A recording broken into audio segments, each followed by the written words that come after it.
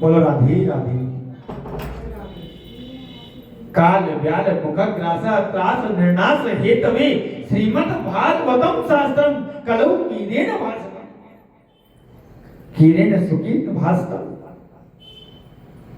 तोता जो होता है ना, तोता वो कैसा होता है? मीठा बोलता है। तोता मीठा बोलता है, किंतु बोलता वही है जो उसे सिखाया जाता है। तो सुखदेव जी महाराज ने भी जगत के कल्याण के लिए भागवत रूपी फल प्रदान तो किया, पर लेकिन यह फल जो है मनमुखी नहीं था। ये जो फल है ना, मनमुखी फल नहीं है। उन्हें भी आचार्य परंपरा से जो प्राप्त हुआ वही उन्होंने संसार को प्रदान किया है। और जब सुखदेव जी महाराज ने देखो और सुना कि परीक्षित के सामने जो है मृत्यु का भय जो है ना वो उपस्थित हो गया है, मृत्यु का जो डर है वो आज परीक्षित के सामने प्रकट हो चुका है और 7 दिन में उसे मरना है, तो वे अपने कल्याण के मार्ग को खोजने लगे। तो उसी समय महामुनि सुखदेव जी महाराज ने भी श्रीमद् भागवत संहिता के द्वारा परीक्षित को भय से मुक्त किया है। ये भागवत जी में सामर्थ्य है। जैसे ही गंगा के किनारे, गंगा के तट पर सुखदेव जी महाराज भागवत संहिता को प्रवचन करने के लिए जैसे ही विराजमान भई, तो महाराज जैसे ही देवतान को पता चलो कि आज सुखदेव जी जो है परीक्षित को श्री महाभागवत को प्रवचन करने वाले हैं, कथा को श्रवण कराने वाले हैं, तो क्या हुआ? सुधा कुंभम गृहीत्वेव देवतास्त्र समागमम्। सभी देवता लोग जो है ना अमृत कलश लेकर के आए हैं और सुखदेव जी महाराज को प्रणाम करके कहने लगे कि महाराज ये लो, ये अमृत कलश है और अमृत कलश को जो है आज देवतान ने सुखदेव जी महाराज के सामने रख दिया है। और देवता लोग कहने लगे कि महाराज देखो, हमने जैसे ही सुनो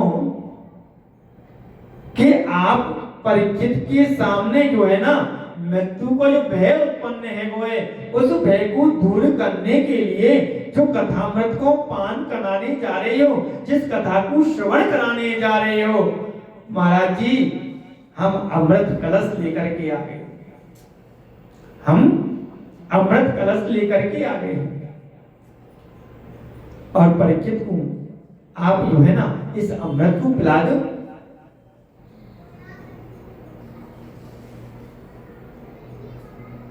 तो महाराज वह मृत्यु की वजह से इस अमृत को पी लेंगे ना, मृत्यु के वजह से वो मुक्त हो जाएंगे। अब तो महाराज सुखदेव जी महाराज को बड़ो आश्चर्य भयो, सुंदर के बड़ो आश्चर्य भयो कि देवता लोग इतने दयालु कब से है, देवता लोग इतने दयालु कब से हो गए? अरे इनको हमने कभी बुलाया नहीं, इनको हमने बुलाया नहीं, इनको कोई निमंत्रण दिया नहीं, और ये कैसे बगैर बुलाए वो भी यहाँ,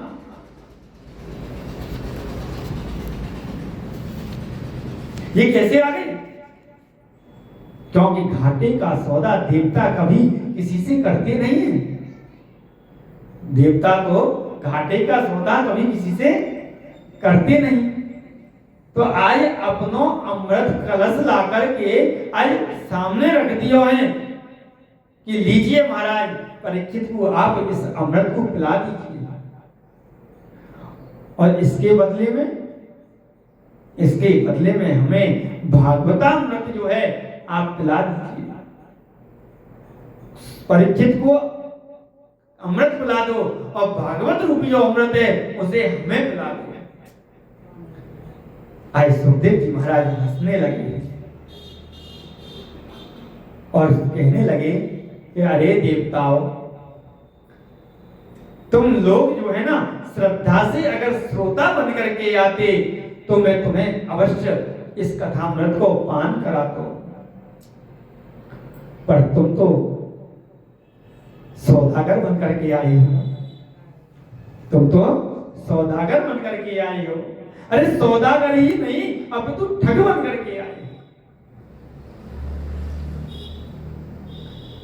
क्योंकि कोई कांच का टुकड़ा देकर के और करोड़ों की मड़ियों को ले ले, यह बहुमूल्य मड़ी मांगे तो उसे क्या कहेंगे हम? ठगी तो कहेंगे कि कहां कांच के टुकड़े और कहां कीमती मड़ी।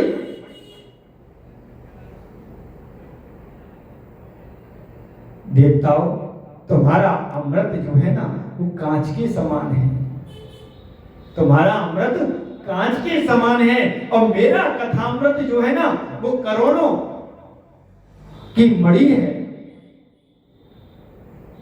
मेरा जो कथामृत है वो करोड़ों की मड़ी है। और देखिए, आदान प्रदान जो होता है ना वो बराबर की वस्तुओं से होता है, पर कांच और मणि की तो कोई बराबरी होती नहीं है। इसलिए तुम कौन हो? तुम ठग हो, और ठग ही नहीं, तुम तो महाठग हो। क्योंकि को कथा को सुधा लोके को कांचा को मणि महान ब्रह्मरातो विचार एवं तदा देवाचरासः। सूत जी महाराज कहते हैं कि हे ऋषियों, यह देव दुर्लभ कथामृत है, क्योंकि देवताओं को सुखदेव जी ने आज डांट करके भगा दिया है।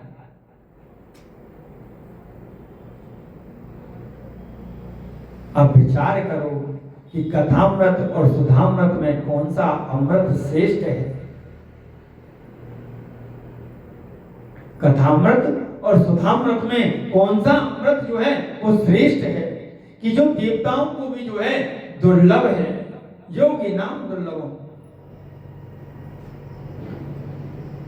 अभक्ता ताच विज्ञाय न ददौ शव कथामृतम श्रीमद् भागवती वार्ता सुराणाम अति दुर्लभ। जो देवताओं को भी दुर्लभ है वो कथामृत आज हम आप सब उसे बड़े प्रेम से पी रहे हैं। बोलो राधे राधे। अब विचार करो, क्योंकि सुधामृत की जो विशेषता है, सुधामृत की एक विशेषता है कि बड़े बड़े पुण्यात्मा जब इस मृत्यु लोक से देह को त्याग करके स्वर्ग में पहुंचते हैं, और जब वो स्वर्ग में पहुंचते हैं तब वह सुधामृत हमें प्राप्त होता है।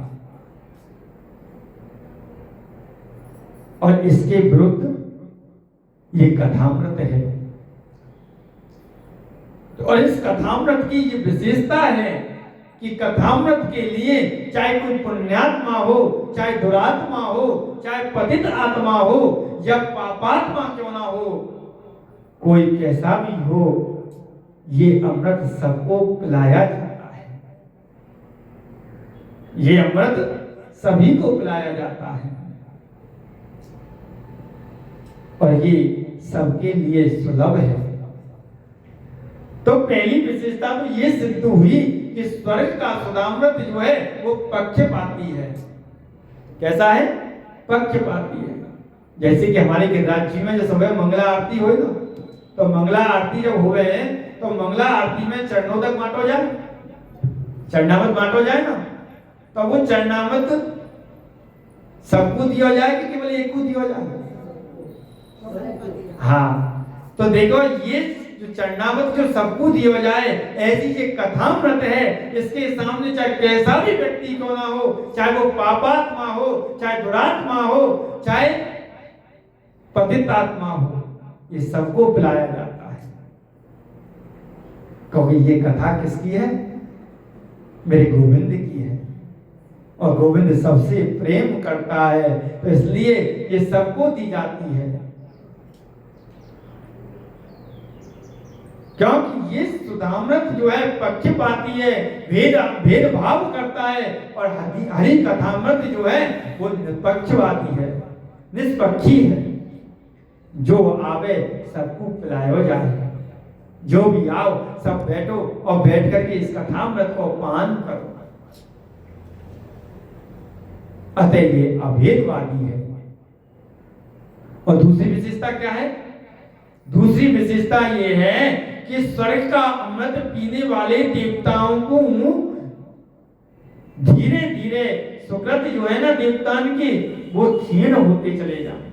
उनके जो पुण्य हैं वो धीरे धीरे कम होते चले जाते हैं, और पुण्य जब समाप्त हो जाते हैं तो वह पुनः इसी धरातल पर, इसी मृत्यु लोक में फिर आकर के गिर पड़ते हैं। यानी क्षीणे पुण्य मृत्यु लोकम प्रसन्ति। धीरे धीरे जब पुण्य समाप्त हो जाते हैं तो पुनः इसी मृत्यु लोक में उनको आना पड़े है। और हरि कथामृत की विशेषता क्या है? हरि कथामृत की विशेषता है कि कल्म शाप हम, यानी हरि कथामृत पापन को नष्ट करने वाला है। स्वर्ग का अमृत हमारे पुण्यों को समाप्त करने वाला है, और हरि कथामृत हमारे पापों को समाप्त करने वाला है, पापों को नष्ट करने वाला है। तो स्वर्ग का सुधामृत पुण्यों को क्षीण करने वाला है, और हरि कथामृत पापों को क्षीण करने वाला है। बोलो राधे राधे।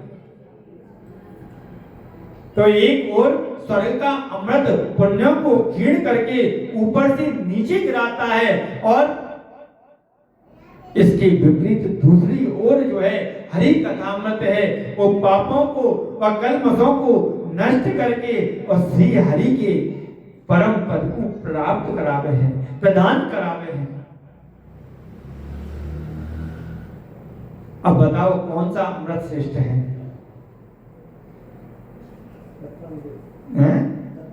बोलो राधे राधे। तो कौन सा अमृत पिएंगे? कथामृत का पान करेंगे। तो समझ में आया कथामृत, कथा क्यों श्रवण करनी है?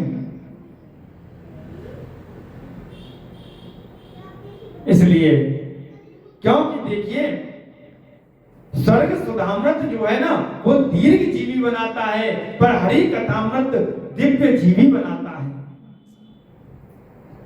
स्वर्ग का सुधामृत अमर तत्व को प्रदान करता है, पर हरि कथामृत जो है अभय तत्व को प्रदान करता है, अभय बना देता है। तो सुखदेव जी महाराज ने अच्छे से तोल करके निर्णय लिया है कि हर दृष्टि से हमें हरि कथामृत ही दिव्य है।